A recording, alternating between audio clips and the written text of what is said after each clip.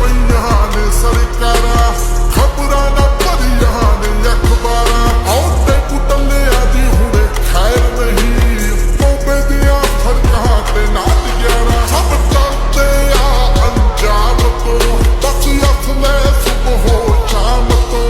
ਹੁਣ ਤੈਨੂੰ ਜਿਹੜੇ ਲੱਗਦੇ ਆ ਘੈਂਟ ਬਾਰੇ ਪੁੱਛੀਆ, ਹਰ ਕੰਬਦੇ ਆ ਮੇਰੇ ਨਾਮ ਤੋਂ।